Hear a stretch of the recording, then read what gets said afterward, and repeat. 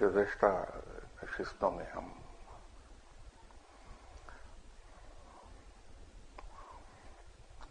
روحانیت سے متعلق گفتگو کرتے رہے ہیں. شروع میں جب یہ گفتگو کا سلسلے کی ابتدا ہوئی تھی تو میں نے ایک گزارش کی تھی کہ کوئی عمارت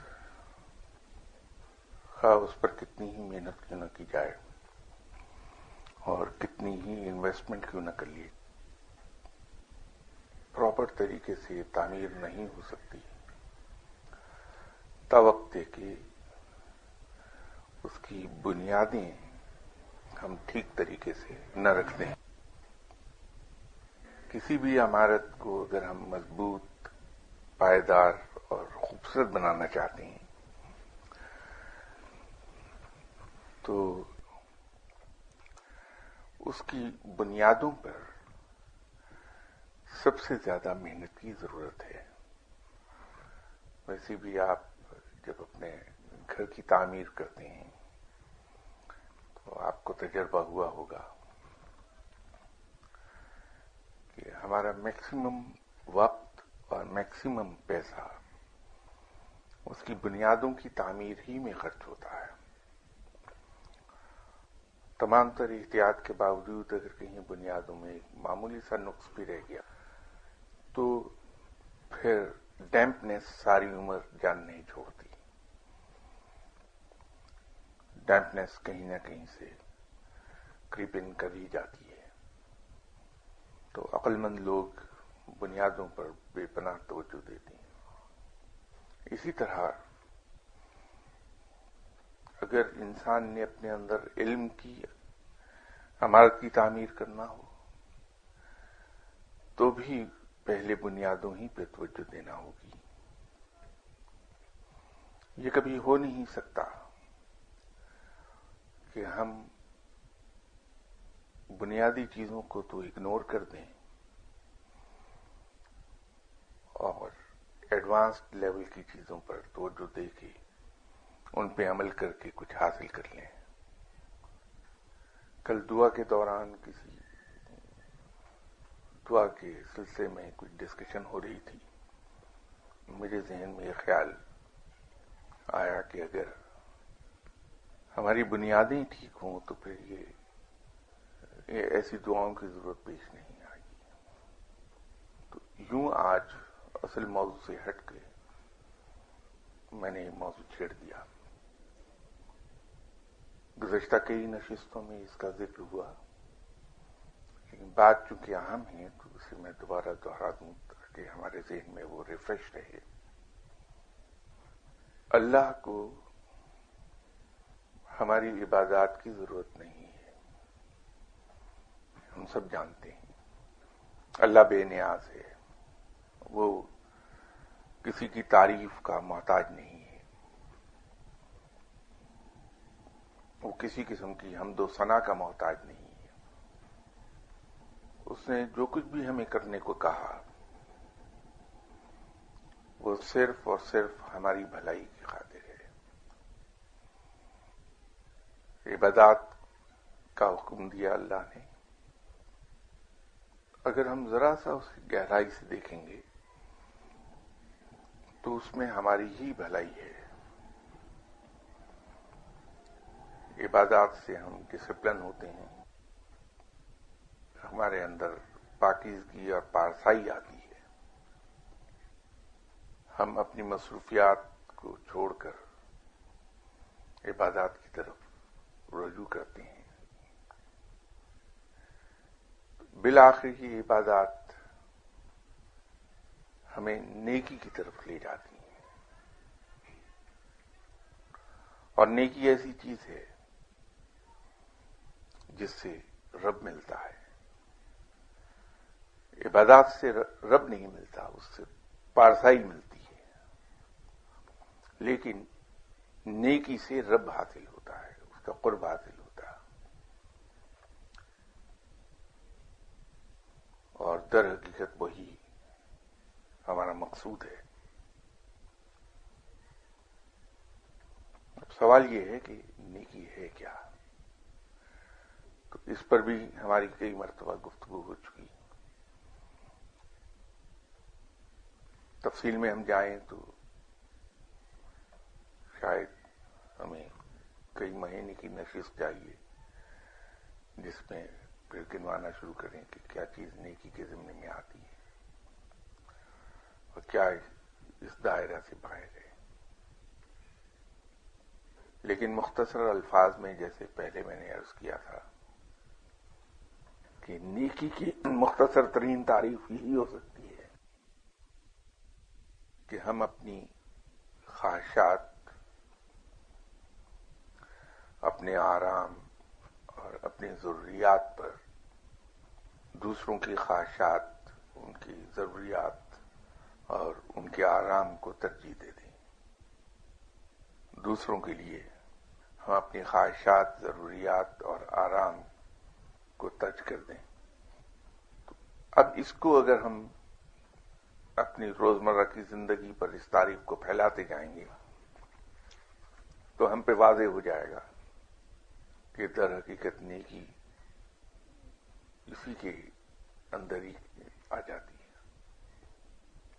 ہم اکثر اوقات اپنی کم علمی، اپنی لا علمی یا کسی مصلحت کے تحت دوسروں کے حقوق ادا نہیں کرتے.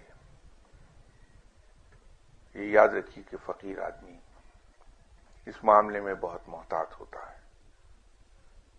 اس کی زندگی کا بنیادی موٹو در حقیقت یہ ہوتا ہے کہ میرا کسی پر کوئی حق نہیں ہے،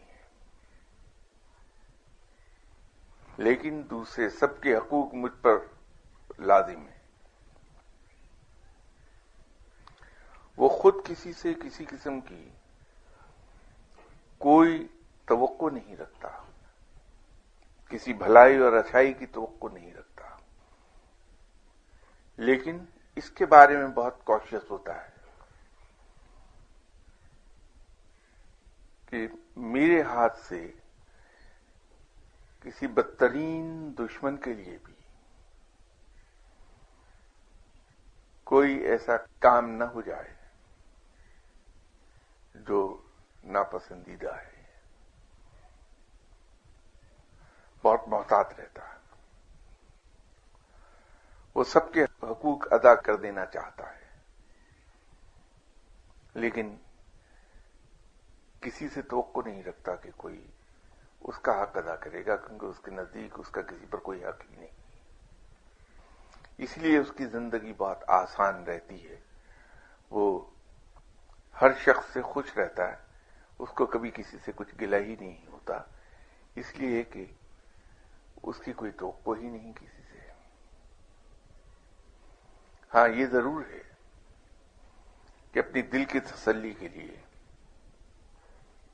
وہ حضرت عمر رضی اللہ تعالی عنہ اور مولانا روم کے اس قول کو نہیں بھولتا کہ جس سے نیکی کرو اس کے شر سے بچو. تو یہ یاد رکھتا ہے کہ میں اگر کسی کے ساتھ بھلائی کروں گا، کسی کے ساتھ بہتر سلوک کروں گا، تو اس کے جواب میں مجھے اس آدمی سے جوتوں ہی کی توقع رکھنا چاہیے. یہ توقع ضرور رکھتا ہے کہ میں جس کو جھک کے سلام کروں گا اس سے جواب میں جوتا ملے گا. یہی وجہ ہے کہ اس کو کسی قسم کی کوئی شکایت کسی سے نہیں ہوتی. تو جب کسی سے شکایت نہیں تو کسی کو برا نہیں جانتا، وہ یوں وہ مزے میں رہتا ہے. تو اگر ہم روحانیت کی طرف جانا چاہتے ہیں تو ہمیں پھر کچھ بنیادی چیزوں پر عمل کرنا ہوگا. دوسروں سے ہمیں کوئی کبھی شکایت نہ ہو. اس کے لیے ضروری ہے کہ ہم اپنے ذہن سے یہ بات نکال دیں کہ کسی پر کوئی ہمارا حق بھی ہے. ہماری عمر میں، میری عمر میں پہنچ کے لوگ عام طور پہ اولاد سے ہرٹ ہوتے ہیں، صرف اس لیے کہ ہم لوگ اولاد سے توقع وابستہ کر لیتے ہیں. ہم لوگ اپنے بہن بھائیوں سے ہرٹ ہو جاتے ہیں. جس سے بھی ہم ہرٹ ہوتے ہیں اس سے توقع پوری نہ ہونے سے ہرٹ ہوتے ہیں. اور جب کسی سے ہم ہرٹ ہوتی ہیں تو اس کے بارے میں ہمارے دل میں گلے اور شکوے پیدا ہو جاتے ہیں. اور یاد رکھیے، روحانیت میں گلہ اور شکوہ اور شکایت زہر ہے. فقیر کو کبھی کسی سے نہ کوئی گلہ ہوتا ہے، نہ کوئی شکایت، نہ کوئی شکوہ. ہم میں سے اکثر صاحبان اپنی لائف پارٹنر سے شاکی رہتی ہیں، شکایات رہتی ہیں، اور اس کے پیچھے پھر وہی معاملہ ہے کہ توقعات. somehow or the other, for some reason, ہمیں لائف پارٹنر کے سلسلے میں صرف ایک ہی بات ہمارے علم میں آتی ہے، بتائی ہی ایک بات جاتی ہے کہ شوہر کو بیوی پر فوقیت حاصل ہے اور خاوند جیسا بھی چاہے بیوی سے سلوک کر لے. الفاظ وہ دوسرے ہیں جنہیں میں دوہرا نہیں رہا کہ اس کا مفہوم یہی ہوتا ہے. لیکن اس کا ایک پہلو ہماری نظروں سے ہمیشہ اوجھل رہتا ہے. وہ یہ کہ پیغمبر خواہ کوئی کیوں نہ ہو، نبی اور رسول خواہ کوئی کیوں نہ ہو، چاہے حضرت موسیٰ علیہ السلام ہوں، حضرت عیسیٰ علیہ السلام ہوں، یا امام الانبیاء نبی آخر زمان صلی اللہ علیہ وسلم کیوں نہ ہوں. جیسے میں نے عرض کیا تھا کہ رسول کی زبان سے نکلا ہوا لفظ یا اس سے سرزد ہونے والا کوئی بھی فعل سبھی من جانب اللہ ہوتا ہے. تو آسان لفظوں میں ہم یوں کہہ سکتے ہیں کہ دین یا مذہب کیا ہے؟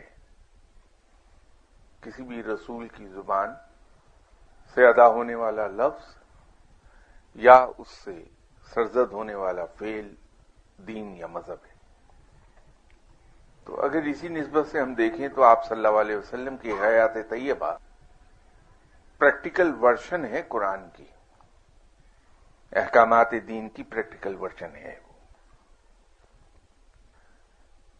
آپ صلی اللہ علیہ وسلم کی گھریلو زندگی پر اگر ہم نظر رکھیں تو اس سے ہمیں اندازہ ہوتا ہے کہ وہ جو بات ہم بچپن سے سنتے رہے کہ خاوند کو بیوی پر فوقیت حاصل ہے اور وہ جیسے چاہے اس سے سلوک کرے، وہ اللہ نے حق تو ضرور دیا ہوگا، لیکن فضیلت اس کو ہے کہ ہم اپنی لائف پارٹنر کے ساتھ اف اور درگزر، برداشت اور اس کے قصوروں کو نظر انداز کر دیں، رویہ رکھیں. اس لیے کہ آپ صلی اللہ علیہ وسلم کا سلوک اپنی ازواج مطہرات کے ساتھ درگزر اور معاف کر دینے ہی کا تھا. اور آپ نے فرمایا بھی ہے کہ اپنی لائف پارٹنرز کی خطاؤں کو، ان کے قصوروں کو، ان کی غلطیوں اور کوتاہیوں کو، ان کی بدزبانی کو مسکرا کے ٹال دیا کریں. یہ ہم نہیں کر پاتے، یا شاید میں ہم کا لفظ غلط استعمال کر رہا ہوں. میں نہیں کر پاتا کہ بیوی کی گالی کے جواب میں ایک مسکراہٹ سے جواب دے دوں. وہ عین سنت ہوگا. بیوی بڑا نقصان کر دے تو ہنس کے ٹال دیا. عین سنت ہوگی یہ بات. بیوی کی تندخوئی کے جواب میں ایک مسکراہٹ عین سنت ہوگی. پھر بیوی کی ضروریات کا خیال اپنی ضروریات سے زیادہ رکھنا، اس کے احساسات کا خیال رکھنا عین سنت ہے. تو بجائے اس کے کہ ہم اپنے حق پر نظر رکھیں کہ ہماری لائف پارٹنر ہماری کھیتی ہے، ہم جیسے چاہے اسے استعمال کریں، اگر ہم اس پہ نظر رکھ لیں کہ آپ صلی اللہ علیہ وسلم کا کیا سلوک تھا اپنی ازواج مطہرات کے ساتھ، تو جو شخص اپنے حقوق کو والنٹیرلی چھوڑ دیتا ہے اور دوسروں کے حقوق کو اپنے اوپر لازم کر لیتا ہے، وہ اللہ کے یہاں سرخرو ہوتا ہے. اس لیے کہ روز حساب جو ہم سے جواب طلبی ہوگی، وہ پہلی پوچھ گچھ تو نماز پہ ہی ہے. یقیناً اللہ کے حقوق پوچھ گچھ ضرور ہوگی، لیکن سب سے زیادہ جو سختی سے پوچھ گچھ ہے وہ تو دوسروں کے حقوق کے بارے میں ہے. جب ہم سے یہ پوچھا جائے گا کہ ہم نے اپنے پڑوسیوں کے حقوق ادا کیے یا نہیں کیے،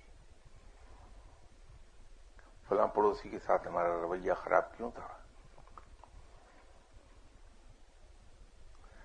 یا ہم اپنی اولاد کے حقوق ادا کر سکے یا نہیں کر سکے، اپنے لائف پارٹنر کے حقوق ادا کر سکے یا نہ کر سکے، وہاں مشکل پیدا ہو جائے گی. اللہ کے ساتھ آرگومنٹ شاید کام نہ کر پائیں. تو وہاں سرخروئی کا ایک ہی طریقہ ہے کہ ہم اپنے حقوق تو لوگوں کے ذمہ ڈیو رہنے دیں، لیکن لوگوں کے حقوق جو ہم پر ڈیو ہیں وہ ہم ادا کر دیں،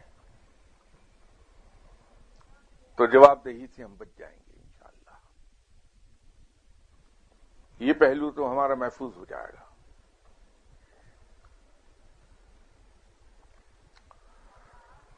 کسی نے ہمارے حقوق ادا کیے یا نہیں کیے، کیوں نہیں کیے، ہماری لائف پارٹنر نے ہمارے حقوق ادا کیے یا نہیں کیے، یہ ان کو جواب دینا ہے، اس سے ہمارا کوئی تعلق نہیں ہے. وہ جواب دیتے رہیں گے، لیکن ہم دوسروں کے حقوق ادا کر جائیں. مجھے احساس ہے کہ بڑی آج آپ لوگوں کے لیے بورنگ گفتگو میں نے کر دی، اور یہ وہ گفتگو ہے جو روزانہ صبح سے شام تک آپ ہر ایک سے سنتے ہیں، کتاب میں پڑھتے ہیں، لیکن دعا کے دوران بہت سے تجربات ہوتے ہیں کہ لوگ آتے ہیں، تو وہاں انسان دیکھتا ہے کہ شاید لوگوں کی تکلیف کم ہو جائے اگر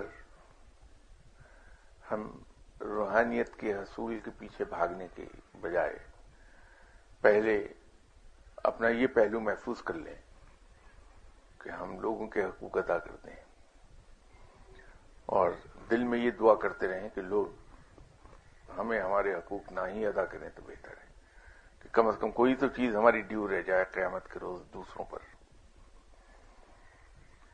تو ہم بھی یہ توقع رکھیں، کم از کم میں تو لالچی آدمی ہوں بنیادی طور پر بہت،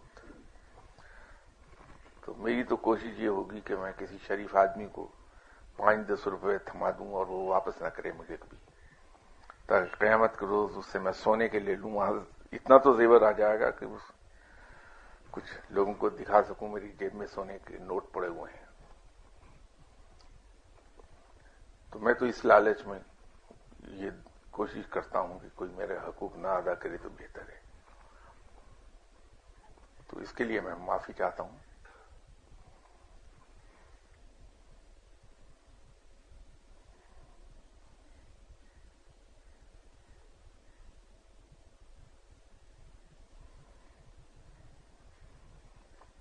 حصول روحانیت کے لیے اپنی ذات کی نفی کرنا بڑا ضروری ہے، کیونکہ ہماری گفتگو کچھ ایسی جانب چلی گئی ہے جو پیورلی روحانیت سے تعلق رکھتے ہیں، اور عام طور پر یہ معلومات کہیں سے دستیاب نہیں ہوتی جو ہم گزشتہ کئی اتواروں میں گفتگو کرتے رہے۔ یہ گفتگو ہمیں صرف اسی وقت فائدہ دے پائے گی جب ہم اپنی ذات کی نفی کر چکے ہوں گے، اس کے بغیر اس کا فائدہ نہیں ہوگا کیونکہ کوئی گلاس جب تک کہ خالی نہیں ہے آپ اس کے اندر کوئی بھی مائع ڈال نہیں سکتے، کوئی فلوئڈ اس کے اندر آ نہیں سکتا جب تک کہ وہ خالی نہ ہو۔ تو بھرا ہوا گلاس کسی قسم کا کوئی بھی فلوئڈ اپنے اندر لینے کی صلاحیت نہیں رکھتا۔ ہماری ذات اس وقت تک روحانیت کو قبول نہیں کر سکتی جب تک کہ ہم اپنی ذات کی نفی نہ کر لیں۔ اور جیسے میں کسی نشست میں عرض کر رہا تھا کہ خود اسلام کی ابتدا نفی سے ہے۔ کسی بھی شخص کو مسلمان ہونے کے لیے جو پہلا کلمہ طیبہ پڑھنا ہوتا ہے، اس کلمہ طیبہ کی ابتدا ہی لا سے ہے، تو خود اسلام کی ابتدا لا سے ہو رہی ہے، نفی سے ہے۔ تو انسان کو اپنی ذات کی نفی کرنا ہوگی۔ اگر ہمارے اندر ہماری ایگو کے بت اسی طرح قائم رہتے ہیں، ہم اپنے بتوں کو پالتے ہیں اپنے اندر، تو پھر روحانیت کا حصول ممکن نہیں ہے۔ روحانیت کا علم سلیٹ پر لکھنے کے لیے جو ہمارے اندر موجود ہے، یہ ضروری ہوگا کہ اس سلیٹ پر پہلے سے لکھی ہوئی چیزوں کو ہم صاف کر دیں، کلین سلیٹ کے ساتھ ہم نئے سرے سے تحریر وہاں لکھنا شروع کریں تو روحانیت حاصل ہوگی۔ پہلے سے ہماری جو پری کنسیوڈ آئیڈیاز اور نوشنز ہیں، ان تمام کو وائپ آف کریں گے، ہم اس کی نیگیشن کر دیں گے۔ جب یہ نیگیٹ ہو جاتی ہیں تو پھر وہاں روحانیت کی پری ریکویزٹس لکھی جائیں گی، اور روحانیت کی پری ریکویزٹس جو ہیں اس میں پہلی چیز، جس طرح میں نے عرض کیا تھا کہ لوح محفوظ پر سب سے پہلے لکھی جانے والی چیز بسم اللہ الرحمن الرحیم تھی، اور اس کے بعد کلمہ طیبہ تھا، پھر اس پر دوسری چیزیں تحریر ہوئیں۔ اسی طرح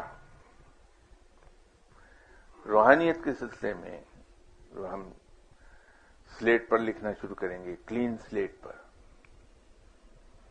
تو پہلی چیز ہم لکھتے ہیں وہ یہ کہ میں کچھ نہیں، دوسرے سبھی کچھ ہیں، میں سب سے چھوٹا ہوں، دوسرے سب مجھ سے بڑے ہیں، میرا کسی پر کوئی حق نہیں، لیکن دوسروں کا سب کا مجھ پر حق ہے۔ یہ جب تک ہم پہلا جملہ وہاں تحریر نہیں کرتے، اس وقت تک روحانیت کی طرف ہمارے قدم نہیں بڑھیں گے، یہ یاد رکھیے گا۔ جو انوار کی بات ہم کرتے رہے گزشتہ 3 اتواروں میں، وہ انوار اسی تو بہت ایڈوانس لیول پر ہیں، وہ اسی صورت میں حاصل ہوں گے جب یہاں سے ابتدا ہماری ہو چکی ہوگی۔ جس طرح اللہ کے تمام پیغمبر دنیاوی طور پر کسی سے تعلیم حاصل نہیں کرتے، دنیاوی طور سے وہ امی ہوتی ہیں. ایسا نہیں کہ اللہ کو ان پڑھ لوگوں سے کوئی زیادہ پیار ہے جو وہ اپنے محبوب بندوں کو ان پڑھ پیدا کرتا ہے. ایسا نہیں ہے. اللہ کو تو علم سے بہت پیار ہے، اس لیے کہ وہ خود سب سے بڑا صاحب علم ہے. وہ اس لیے کہ اگر کوئی رسول دنیاوی تعلیم حاصل کرتا ہے کسی انسان سے تو انسان چونکہ بذات خود ناقص ہے، نامکمل ہے، خطا کا پتلا ہے، غلطیاں ہیں، اس سے سرزد ہوتی ہیں، تو جو وہ علم سکھائے گا رسول کو وہ علم بھی ناقص ہوگا، اس کے اندر غلطیاں اور فالٹس ہوں گے. تو جب رسول کوئی بھی رسول یا کوئی پیغمبر یا کوئی نبی ایسا فالٹی علم حاصل کر کے وہ آگے اپنی امت کو پہنچائے گا تو امت کے لیے دلیل بن جائے گی وہ غلطیاں. اس لیے رب اپنے کسی بھی رسول پیغمبر یا نبی کو دنیاوی تعلیم حاصل نہیں کرنے دیتا، بلکہ ان کو خود تعلیم باہم پہنچاتا ہے، علم باہم پہنچاتا ہے جبرائیل علیہ السلام کے ذریعے سے. تو اللہ کی طرف سے دیا جانے والا علم فالٹلیس، فلالیس ہوتا ہے. اسی لیے میں نے تھوڑی دیر پہلے عرض کی تھی کہ رسول کی زبان سے نکلا ہوا لفظ یا اس سے سرزد ہونے والا کوئی بھی فعل من جانب اللہ ہوتا ہے، کیونکہ رسول کی زبان سے نکلا ہوا لفظ اور اس سے سرزد ہونے والا ہر فعل امت کے لیے دلیل بنتا ہے. ان کی امت کا کوئی بھی فرد اسے مثال بنا کے پیش کر دے گا کہ ہمارے رسول نے یہ کیا اس لیے میں بھی یہ کر رہا ہوں. تو یوں وہ کوئی بات نہیں کہتا، کوئی فعل نہیں سرزد ہوتا اس کے ہاتھ سے جو من جانب اللہ نہ ہو. وہاں بھی ذات کی نیگیشن ہے کہ کسی بھی رسول کا کوئی ارادہ، کوئی فعل، کوئی خواہش اپنی نہیں ہے. اس کے تمام فعل، اس کے تمام ارادے، اس کی تمام خواہشات رب کے ارادوں کے ماتحت ہیں. یہ کسی نشست میں نے اسے بڑی تفصیل سے عرض کی تھی کہ وہ مقام کیا ہے جہاں انسان کے ارادے اور اس کی خواہشات اللہ کے ارادوں کے ماتحت ہو جاتی ہیں. بہت تفصیل سے اس پر گفتگو ہوئی تھی ہماری. تو آج چونکہ ذات کی نیگیشن کی بات ہو رہی ہے تو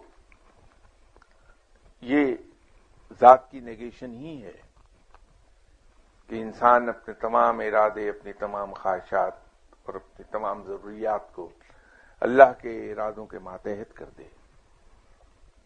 جو کچھ قدرت کی طرف سے مل جائے، جو کچھ عطا ہو جائے،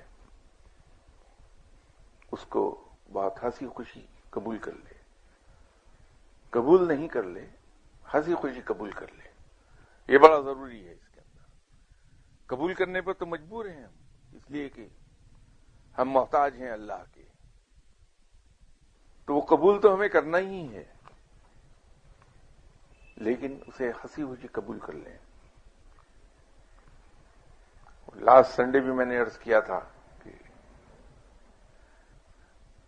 اس لحاظ سے جیسے اور ہماری بڑی خوبیاں ہیں تو ہماری یہ خوبی بے پناہ قسم کی یہ بھی ہے کہ ہم اٹھتے بیٹھتے، سوتے جاگتے رب تعالیٰ کی حمد و ثنا میں لگے رہتے ہیں. اور رب تعالیٰ سے ہمیشہ ہم یہ کہتے ہیں یا اللہ تو مرضی کا مالک ہے، یا اللہ تو قادر مطلق ہے، یا اللہ تو جو چاہتا ہے وہ کرتا ہے، کوئی تجھے مجبور کرنے والا نہیں، کوئی تجھے مشورہ دینے والا نہیں. اور آخر پہ اس کو کہتے ہیں لیکن کر تو وہ جو ہم تجھے کہتے ہیں. اس کو کہتے ہیں تو بہتر جانتا ہے ہمارے لیے کیا سب سے اچھا ہے، لیکن تو ہمیں شیخ اوپرے میں ٹرانسفر کر دے۔ یہ بھی ایک ہماری خوبی ہے کہ ہمیں اس سے باہر نکلنا ہوگا۔ اگر ہم رب کو قادر مطلق مانتے ہیں، اس کو یہ مانتے ہیں کہ وہ بہتر جانتا ہے کہ ہمارے حق میں کیا اچھا اور کیا برا، اور اگر یہ ہمارا ایمان سچا ہے کہ ہمارا رب ماں سے کہیں زیادہ مہربان ہے اور وہ ہمیشہ ہمارے بھلے ہی کے لیے سب کچھ کرتا ہے، اس کی طرف سے صرف ہمارے تک بھلائی آتی ہے، تو پھر ہمیں بھرپور کوشش کرنے کے بعد جو کچھ حاصل ہو جائے، جو نتیجہ مل جائے، اسے ہنسی خوشی قبول کر لینا چاہیے کہ یہ من جانب اللہ ہے، اور میرے رب نے جو کچھ بھی اس کا انعام دیا میری محنت کا، جس صورت میں بھی دیا وہ اچھا دیا۔ یقین جانیے کہ انجام کار انشاءاللہ تعالی وہ بہتر ہی ہوگا۔ یہ اور بات ہے کہ اس کا ادراک ہوتے ہوتے ہمیں وقت لگتا ہے، 2-4 سال کے بعد ہمیں اندازہ ہوتا ہے کہ ہماری کوششیں جس ڈائریکشن میں تھیں، اگر وہ کام ہو جاتا تو ہمیں یہ نقصان ہوتا، اللہ نے اسے نہیں کیا بلکہ اس کے برعکس یوں کر دیا جو ہماری مرضی کے خلاف تھا، لیکن انجام اس کا بہتر نکلا۔ یہ تجربہ ہوگا ہمیں اگر ہم ہنسی خوشی قبول کر لیں۔ ہمارا ایمان ہے کہ ہر کام کا ایک وقت مقرر ہے، ہر کام اپنے وقت مقررہ پر ہوتا ہے، لیکن عجیب بات ہے کہ یہ ایمان ہونے کے باوجود ہم مارے مارے پھرتے ہیں، کبھی ایک عامل کے پاس، کبھی کسی پیر صاحب کے پاس، کبھی کسی دعا کرنے والے کے پاس۔ صاحب اللہ سے دعا کریں کہ یہ کام ہو جائے۔ اگر یہ ایمان ہے کہ میرا رب مجھے لک آفٹر کرتا ہے،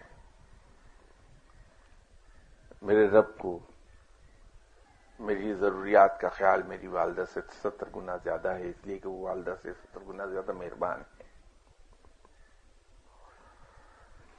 اور اگر یہ ایمان ہے کہ ہر کام کا ایک وقت مقرر ہے، وہ اپنے وقت مقررہ پر ہی ہوگا، تو پھر یہ بے چینی کیسی ہے؟ کوشش تو سمجھ میں آتی ہے کہ کوشش ہم پر فرض ہے، وہ کرنی چاہیے ہمیں، لیکن بے چینی کیسی؟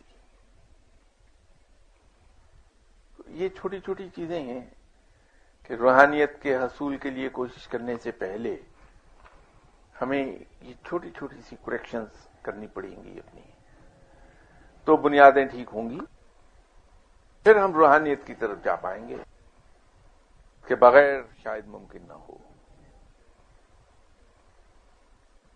علامہ اقبال رحمۃ اللہ علیہ نے خودی پہ بہت ایمفیسائز کیا، زور دیا ہے، تو ذات کی نفی اور خودی یہ کوئی دو متضاد چیزیں ہیں یا ذات کی نفی کے بعد خودی حاصل ہوتی ہے؟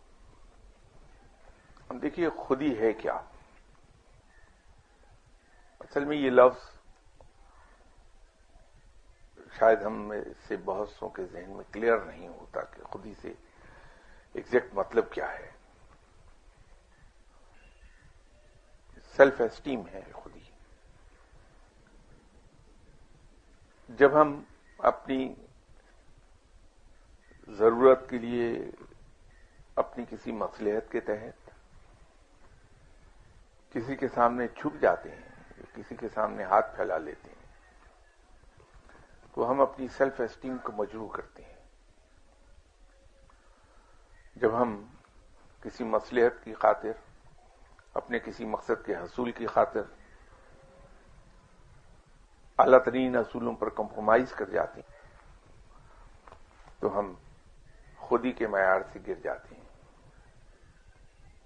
جب ہم ذات کی نیگیشن کرتے ہیں تو در حقیقت ہم اپنی خودی کو پال رہے ہوتے ہیں،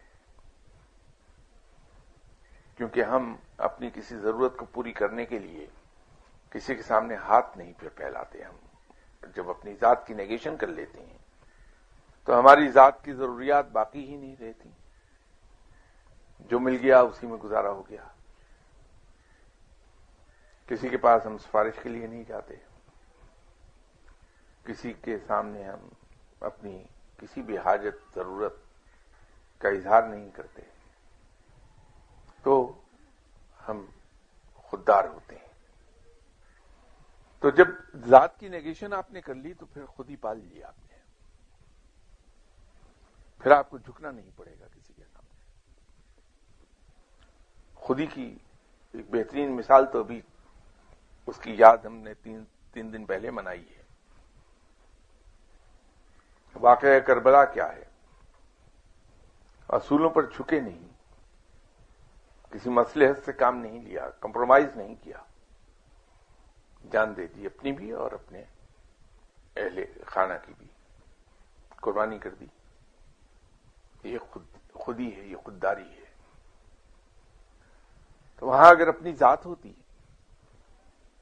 تو اولاد کی محبت بھی آڑے آتی، اہل خانہ کی محبت بھی آڑے آتی، اپنی جان سے پیار بھی آڑے آتا، تو کمپرومائز ہو جاتا. پھر تو اپنی ذات کو ختم کر دیا. صرف اللہ کے قائم کردہ اصول یاد رہے، ان پر کمپرومائز نہیں کیا. تو جب ہم اپنی ذات کی نیگیشن کرتے ہیں، اس کو نیگیٹ کر دیتے ہیں، تو پھر ہم خود ہی کو پالتے ہیں. وہاں ہماری سیلف اسٹیم بہت ہائی ہوتی ہے. فقیر کے اندر تو خودی بہت ہوتی ہے. خوددار ہوتا ہے فقیر، جھکتا نہیں کسی کے سامنے.